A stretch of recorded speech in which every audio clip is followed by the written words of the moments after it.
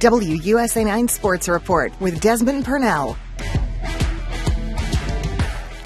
Doug Williams is an important part of sports history here in the DMV. When he led the Burgundy and Gold to a win in Super Bowl 22, he also created a space for himself in Black history. I spoke with him recently. He talked about all the challenges he had to endure, how that helped him become a champion, and how his success is still changing the game for Black athletes today.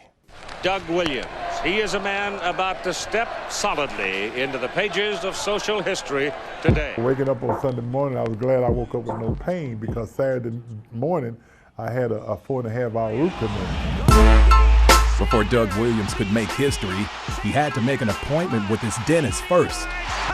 A lot of people don't know that, but it wasn't something that kept me out the game, so which was good. Doug says he can remember it like it was yesterday. Going into that game, a lot of things ran across my mind.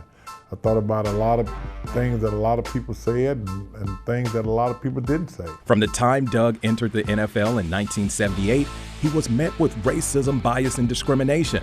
Williams had to battle the narrative Black athletes lack the mental capacity to succeed at the quarterback position. Someone saying that you're not capable of playing a position, saying that you're not smart enough to play a position based off the color of your skin. How did that make you feel? Well, it didn't make me feel any kind of way, because people are going to say what they're going to say regardless. I remember a guy was interviewing Coach Robinson, and they asked him, what is it going to take for Doug Williams to make it? Coach Rob gave him a one-word answer, and it was opportunity. Williams used those words from his college coach, the legendary Eddie Robinson, as fuel heading into Super Bowl 22. Doug engineered a 42-10 blowout victory over the Denver Broncos, and in the process, created a new narrative, becoming the first African-American quarterback to start and win a Super Bowl. He was also the first Black QB to take home Super Bowl MVP honors. And that's the kind of stuff that resonated with me walking off that field that day.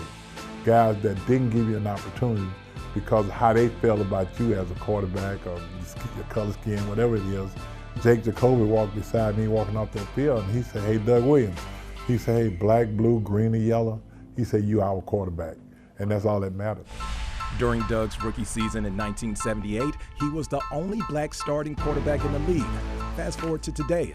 The NFL had 14 starting African-American quarterbacks this past season.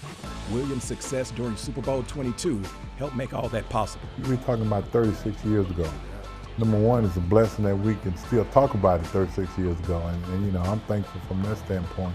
For my kids, for my family, and how they look up on it, and a lot of other African-American quarterbacks who play this position, and the respect that I get from those guys when I see them. That's the thing that keeps me going.